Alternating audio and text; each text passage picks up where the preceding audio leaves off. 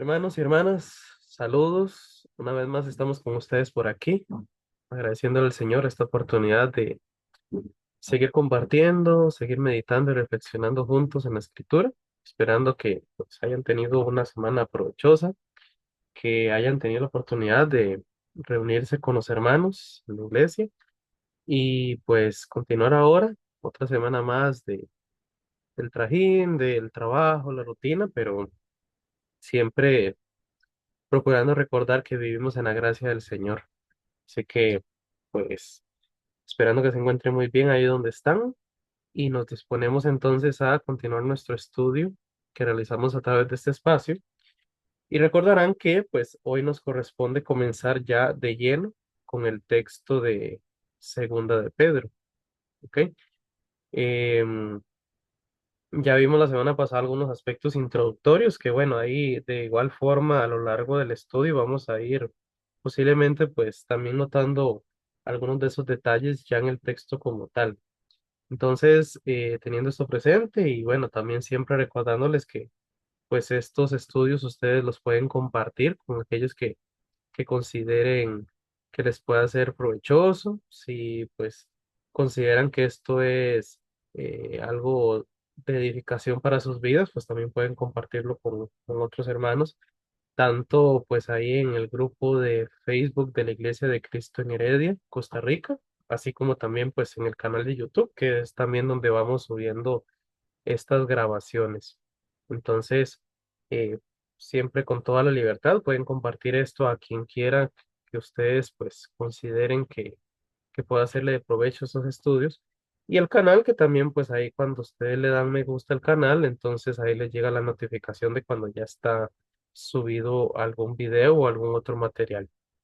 Entonces, habiendo empezado con esto, vamos ahora sí, comencemos de lleno con el texto de Segunda de Pedro, capítulo 1, empezando pues desde el versículo 1.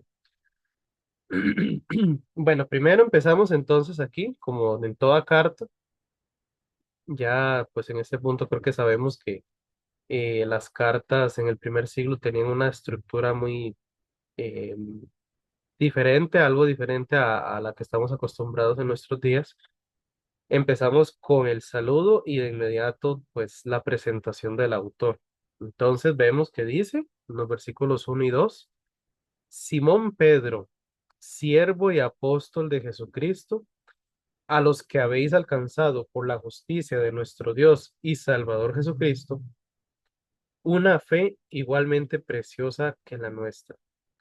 Gracia y paz os sean multiplicadas en el conocimiento de Dios y de nuestro Señor Jesús. Leemos aquí de la Reina Valera del 60. Sin embargo, pues ahí en el proceso ustedes saben que también procuramos ir comparando con otras versiones. La Reina Valera contemporánea, que es bastante similar a la del 60, sin embargo, pues con algunas actualizaciones y además con un lenguaje pues más contemporáneo. Entonces, podemos leerlo también como Simón Pedro, siervo y apóstol de Jesucristo, envío saludo a ustedes, que por la justicia de nuestro Dios y Salvador Jesucristo han alcanzado una fe tan preciosa como la nuestra.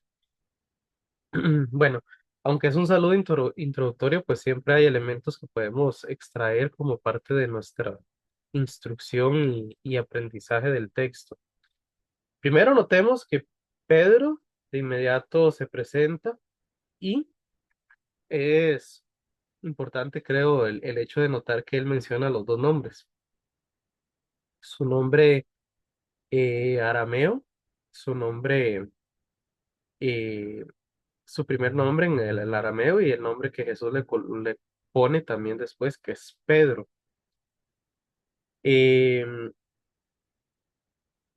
este aspecto, digamos que, bueno, eso para otro contexto, ¿verdad? Porque habría que devolverse a Mateo cuando Jesús llama a Simón, le llama Pedro. En Mateo 16 es donde se relata esto, ¿verdad? Luego de que Pedro hace la declaración de fe de que Jesús es el Mesías, el Hijo de Dios, entonces es cuando Jesús le dice, y tú eres Pedro. Esto de poner otro nombre en el primer siglo era muy significativo porque, contrario a la costumbre de nuestros días, eh, los nombres se seleccionaban de acuerdo al carácter de la persona o a lo que pues, los padres consideraran que era significativo para ese hijo o esa hija. Entonces los nombres no eran como algo antojadizo, no es como hoy en día que se ponen los nombres más comunes, los nombres más populares, el nombre que vieron ahí en alguna serie, el nombre de algún jugador de fútbol. No, los nombres eran seleccionados con un propósito. El mismo nombre Jesús como tal, que la raíz pues, se lee como Yeshua, de ahí viene también el nombre Joshua, eh, básicamente significa eh, Jehová de salvación. Y pues obviamente en el caso de Jesús, evidentemente uno sabe por qué se le puso ese nombre, ¿verdad? También cuando en Isaías se da la profecía de que su nombre será Emanuel, no era tanto con el propósito como de que él se llamara Jesús Emanuel, digamos, sino que el nombre Emanuel significa Dios con nosotros. Entonces, ven, el nombre en sí, lo que significa el nombre es, es lo más importante del nombre, lo que significa, no cómo suena o de dónde viene, que si es el nombre del papá, si es el nombre del abuelo, sino el significado era algo muy importante. Entonces, el hecho que Jesús le pusiera a Simón el nombre de Pedro tiene mucha importancia y sin duda para el mismo Pedro, pues esto fue muy valioso, ¿verdad? Vean que él aquí eh, de un solo usa los dos nombres, Simón Pedro, todo un privilegio. Definitivamente debía sentir honrado porque hasta donde sabemos Jesús no le cambia el nombre a ningún otro de sus discípulos, solo a Pedro. Y eso pues como sabemos porque él tuvo un lugar preponderante en el ministerio como líder de la iglesia, especialmente en Jerusalén. El significado pues ya lo sabemos, ¿verdad? Eh, Podemos así aquí por encima ver el significado de los nombres. Vean que aquí, según el diccionario, Simón es, se puede leer como Simón o Simeón. Recordemos que una de las tribus de Israel se llamaba Simeón. Entonces, esta es una forma diferente del mismo nombre. Viene del arameo. Y bueno, aquí menciona varios de los personajes llamados así. El nombre Simón en realidad era muy común. Está, como les decía, el padre de la tribu que lleva su nombre, que era hijo de Jacob. También se menciona en la genealogía de Jesús. También hay un Simeón, según Lucas 2:25, aquel anciano que estaba esperando al Mesías. Por ahí también, ya en Hechos, se encuentra otro Simón que también se le llama Níger. Y pues, como dice aquí, ¿verdad? El quinto en esta lista es una de las formas del nombre del apóstol Pedro. Y bueno, por ejemplo, aquí en Hechos 15:14 se ve que aunque hay ciertos momentos en los que se le llama Pedro, también hay ciertos momentos en los que se le llama Simón. O sea, siempre se mantuvieron los dos nombres para entenderse y referirse a la misma persona. Entonces, Simón y de Pedro, pues bueno, es el nombre propio que significa piedra, Petros.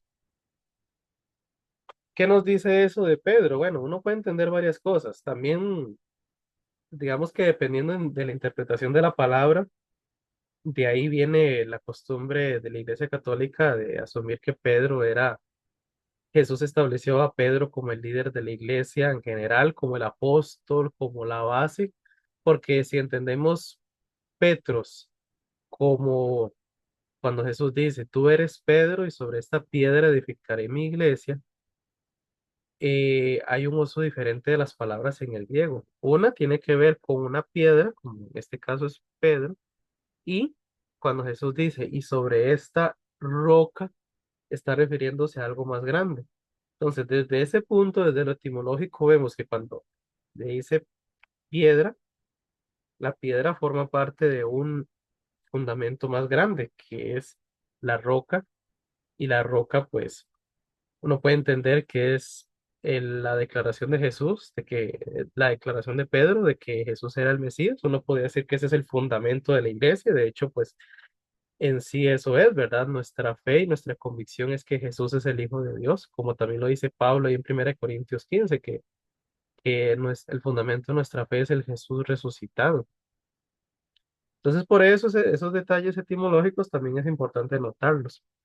También podría ser que el hecho de usar la Petros para ponerle a Simón como piedra, puede ser que, pues, si bien es cierto, la iglesia no gira en torno de Pedro, pero él sí fue un medio por el cual Dios empezó la iglesia de Jesús, ¿verdad? Él fue el que comenzó con el primer discurso evangelístico. Sin embargo, como bien sabemos, no todo giraba en torno a Pedro. Estaban los otros apóstoles y ni qué decir del apóstol Pablo, que ni siquiera Pablo se atribuía a ser como uno de los baluartes de la iglesia. Entonces, un detalle como para mencionar ahí. Se llama Simón Pedro, siervo y apóstol de Jesucristo. Vean que es interesante también esa combinación de descripciones que Pedro utiliza para él mismo. Siervo y apóstol. Un siervo era la posición más baja desde en las clases sociales de ese primer siglo. De hecho, aquí se traduce como siervo, veamos en otras versiones. Bueno, esta mantiene de siervo, veamos la nueva traducción viviente, esta sí lo pone más literal. La palabra que hay en la Reina Valera del 60 se traduce como siervo, más literalmente significa esclavo, esclavo de Jesucristo. Y solo estudiar ese concepto de esclavo, ya eso tiene un significado, pero fundamental, porque cuando hablamos de un esclavo, y en algún momento lo hemos hablado, ¿verdad?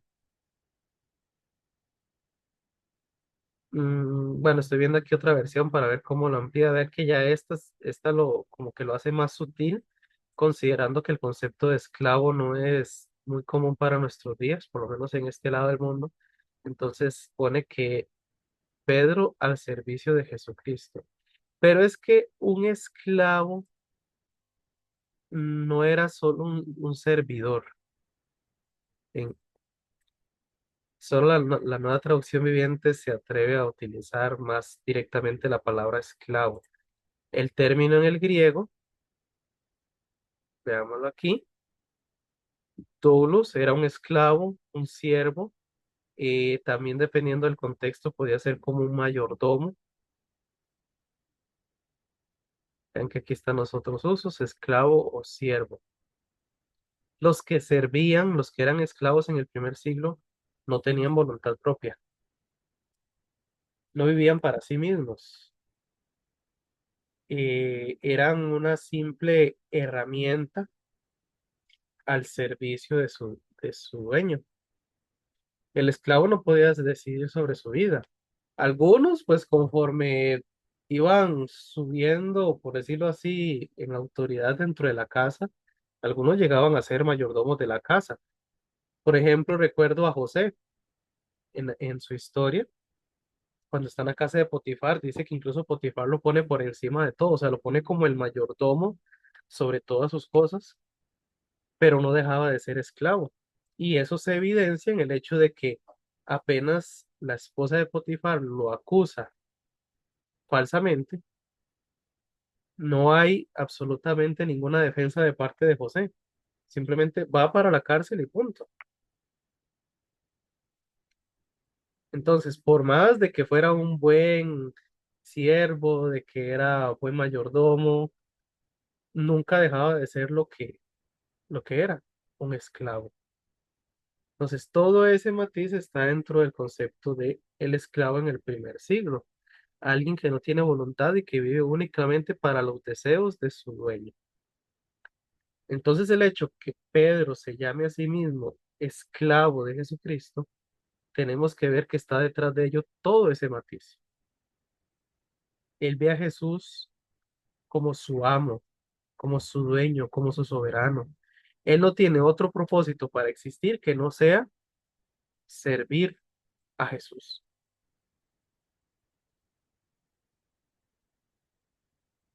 Ahora, veamos cómo él, utilizando este concepto, lo combina con otro que, por decirlo así, balancea el concepto, con- balancea la identidad de Pedro, porque él dice también es siervo y es apóstol de Jesucristo.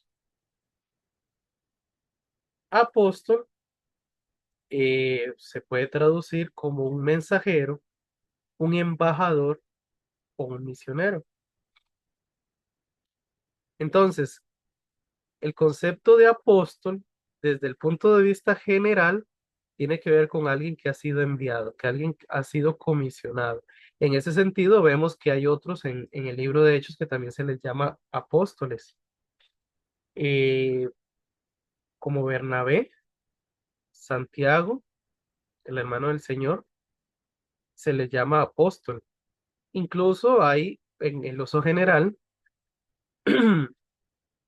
que el concepto se entiende de forma amplia, ¿verdad? Alguien que ha sido enviado, alguien que ha sido comisionado. Eh, Veamos así muy rápidamente el acto de ser enviado en, por ejemplo, para ilustrar, en el relato del envío de Bernabé y Saulo. Así muy rápidamente, bueno, dice que en Antioquía habían profetas, maestros. Ahí menciona a Bernabé y todos los demás que están aquí. También está Saulo.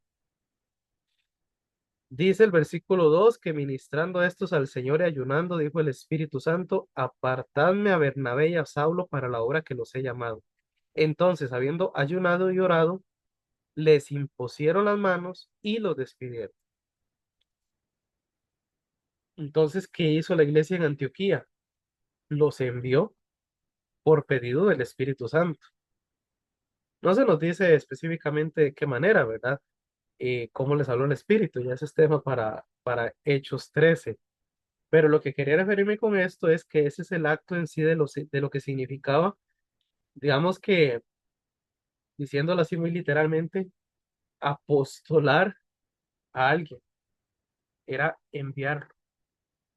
Entonces, el concepto, la definición básica de apóstol era eso, alguien que es enviado. Pero por supuesto, no es enviado hacia al azar. Ahí es donde es importante el concepto que también viene aquí, ¿verdad? El término que también se traduce como embajador. Porque sabemos muy bien, incluso en el uso actual del concepto de la idea de apóstol, y bueno, el derivado de embajador, sabemos que los embajadores no son cualquier cosa, no son cualquier persona. El embajador de Costa Rica en cualquier otro país del mundo es un representante directo del país, es un representante directo de las autoridades de ese país. O sea, tiene prestigio, tiene relevancia, tiene importancia. No es el presidente de nuestro país, pero en ese país donde se encuentra lo representa. Representa al presidente y a todos los costarricenses. Por eso es que cuando hay algún país en conflicto, los extranjeros que viven ahí acuden a la embajada porque es como que acudieran a su país, a una pequeñísima parte de su país en el extranjero. Por eso las embajadas hacen procesos así como, eh, por ejemplo, bueno, mi esposa es salvadoreña y hace poquito le fuimos a renovar el pasaporte. Como pues es excesivamente caro ir hasta el país de ella, hasta El Salvador, para que le dieran un pasaporte nuevo, fuimos a la embajada y ahí le tramitaron el pasaporte. Igual como si lo hubieran hecho en su país, pero estando todavía aquí en Costa Rica. Entonces, eso que nos hace ver que la embajada es un lugar importantísimo. Entonces, cuando Pedro se llama a sí mismo apóstol, tiene todo ese peso también. Él sabe, como esclavo, él sabe que no es nada, o sea, él, su propia voluntad, su propia identidad por sí mismo no vale nada, todo depende de Jesús. Pero a la misma vez, él, por el mismo Jesús, ha sido honrado en una posición de privilegio, una posición de suma responsabilidad, ¿verdad? Porque el embajador sabe que tiene que representar de la mejor manera a quien le envió, a quien le comisionó. Entonces, por eso decía, vean que es como un balance entre siervo y apóstol. Es un balance que todos nosotros también tenemos que aprender a asimilar, porque es la realidad de todos nosotros. Todos nosotros servimos a nuestro Señor Jesús porque Él fue el que nos compró con precio de sangre. En esa cruz pagó por mis pecados para redimirme y para hacerme suyo, pertenencia suya. Pero no nos dejó solo como pertenencias suyas, también nos dejó como representantes suyos en este mundo. A los apóstoles les dijo, ir por todo el mundo, predicar el evangelio. O sea, ¿qué era lo que tenían que hacer ellos? Seguir haciendo lo que Jesús ya había hecho, representarlo a él en este mundo. Y bueno, nosotros también tenemos esa misión, ¿verdad? Ser ejemplo, ser reflejo de nuestro Señor Jesús para este mundo. Por eso es que el Espíritu tiene ese propósito de transformarnos, como dice en Romanos 8:29, hacernos conforme a la imagen del Hijo de Jesús, para representarlo fielmente. Así que esto que Pedro que dice aquí, pues no es exclusivo de él, en realidad es una verdad que nosotros también tenemos que aprender a asimilar. Somos siervos y embajadores de Cristo. Por supuesto, no somos apóstoles en el sentido de aquellos primeros 12, ya que ellos tenían una misión específica, pero en el sentido general nosotros también somos enviados, somos comisionados. De hecho, Pablo lo dice, ¿verdad? Que nosotros tenemos el ministerio de la reconciliación, ¿ok? Entonces, eh, eso es muy significativo, ¿verdad? Vean que solo en esa primera frase tenemos bastante importancia. Luego de su saludo y su presentación, Pedro ahora se dirige, o más bien menciona, quiénes son sus destinatarios. Como hablábamos en la introducción de la semana anterior, Pedro no dice específicamente a quiénes les habla, no dice que son los hermanos de X lugar, de X ciudad. Él no especifica. Podemos entender que él se esté dirigiendo a la misma audiencia que le escribió su primera carta, ya que él hace referencia a una primera carta. Más adelante lo vamos a ver. Entonces, aquí él dirige esta carta. Digamos que cuando menciona a quiénes se dirige, lo dice de una forma muy general. Envío un saludo a ustedes que por la justicia de nuestro Dios y Salvador Jesucristo han alcanzado una fe tan preciosa como la nuestra. Esa descripción, pues creo que describe, valga la redundancia, a todos nosotros también, ¿verdad? Por supuesto, Pedro en ese momento tiene en mente a cierta población en específico, como estamos diciendo, ¿verdad? Él escribe no pensando que su carta va a ser leída 2000 años antes y está pensando, mira, esta carta yo la voy a dirigir a Kenneth, la voy a dirigir a María, a Andrés, a Henry, no, él está pensando en una población en específico. Pero esta, eh, esta correspondencia general nos hace ver que el mensaje, pues en realidad, tiene principios que aplican para cualquiera de nosotros. Analicemos esa descripción. ¿Quiénes son aquellos, o más bien, a quiénes se refiere? Bueno, son aquellos que, por la justicia de nuestro Dios y Salvador Jesucristo, han alcanzado una fe tan preciosa como la nuestra. Si notan, hay algo profundo en esa descripción, ¿verdad? Empecémoslo al revés. Está dirigiéndose a los que han alcanzado una fe tan preciosa como la nuestra. Ya hemos hablado que el concepto de fe en el Nuevo Testamento, la palabra fe, que viene de pistis, no es un asentimiento, no es solo aceptar cosas, es convicción. Aquí lo pueden ver en el griego. Convicción. Tiene que ver con confianza. Es fundamental que haya confianza. No es solo saber cosas, es creerlas. Vean que incluso aquí están estas otras definiciones que son complementarias. Porque cuando hay fe, con confianza, con convicción, también hay compromiso y hay fidelidad. Todo ello va dentro del concepto de tener fe.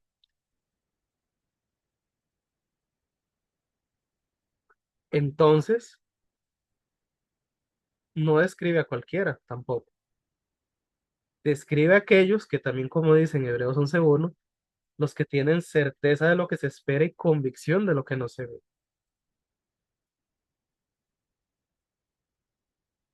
Los que no solo creen en Jesús, sino que le creen a Él, confían en Él, están convencidos de que Jesús es lo que Él dijo ser, están seguros de lo que Él enseñaba, lo que Él mostró por medio de su vida, por medio de sus palabras y actos, es la verdad. Es una convicción, no es solo una posibilidad, es una certeza en sus corazones. Por eso es que, como dice en esta versión, una fe es una fe tan preciosa, porque esta fe impacta todo el ser, impacta el estilo de vida. Esta clase de confianza y convicción en el Señor es la que capacita incluso para que alguien esté dispuesto incluso a afrontar la muerte como mártir.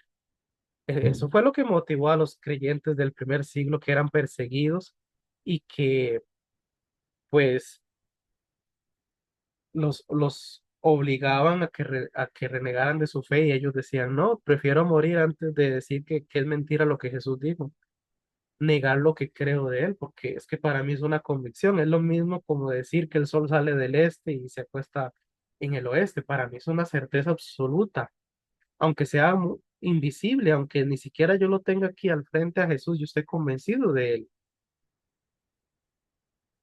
Entonces, esa clase de convicción impactaba su forma de vivir. Y esa clase de convicción, pues es la que también va a impactar nuestras vidas. Es lo que va a hacer que el espíritu de verdad vaya transformándonos. Y es lo que nos va a motivar en medio de circunstancias adversas, en medio de preocupaciones y dificultades. Entonces, lo que necesitamos nosotros, en medio de las adversidades, y este fue el tema amplio que vimos en Primera de Pedro, no es entender las circunstancias ni tratar de evitarlas, es crecer en fe, es crecer en la confianza que tenemos en Cristo. Pero eso también es importante tener presente que hasta en tener fe necesitamos ayuda. Vean que aquí, en la Reina Valera del 60, habla de los que han alcanzado, habéis alcanzado. El término en griego puede entenderse mejor como recibir u obtener. De hecho, tal vez esta otra versión lo pone así, vean. Veamos alguna versión, si alguna versión lo hace más así. Vean esta, la nueva versión internacional. A los que, por la justicia de nuestro Dios y Salvador Jesucristo, han recibido una fe tan preciosa como la nuestra. Ven, han recibido. Porque resulta que hasta la fe es algo que Dios mismo nos da. Ejercitamos la fe, pero Dios mismo es el que nos la va dando. Interesante, ¿verdad? Porque al final de cuentas, hasta en eso tenemos dificultad para crecer en fe. Siempre me acuerdo para ilustrar esto lo de aquel, el papá del hijo endemoniado, cuando le dice a Jesús, creo, ayuda a mi incredulidad.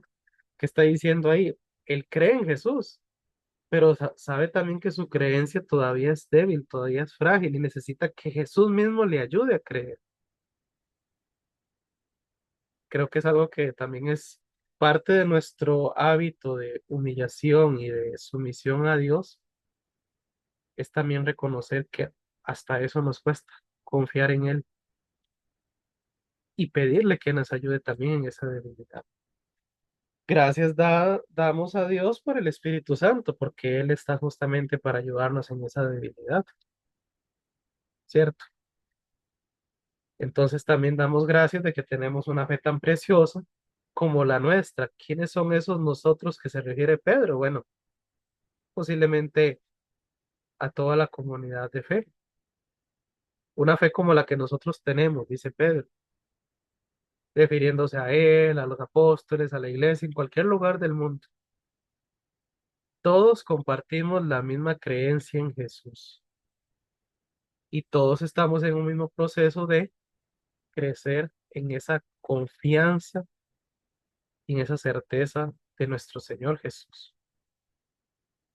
Y es una fe tan preciosa porque, bueno, yo espero que todos nosotros podamos dar testimonio de cuánto realmente disfrutamos de que la fe sea, de los resultados de la fe, cómo nos va transformando, o sea, realmente qué gozoso nos sentimos de poder notar que efectivamente hay una obra de transformación en nuestras vidas, de poder ver que somos eh, capaces de resistir cosas que antes no resistíamos, de cómo de disfrutar de lo que el Espíritu provee en la comunidad de fe, en las experiencias del día a día, poder sentirnos dichosos de que por creer en Jesús pertenecemos a una esfera superior a este mundo.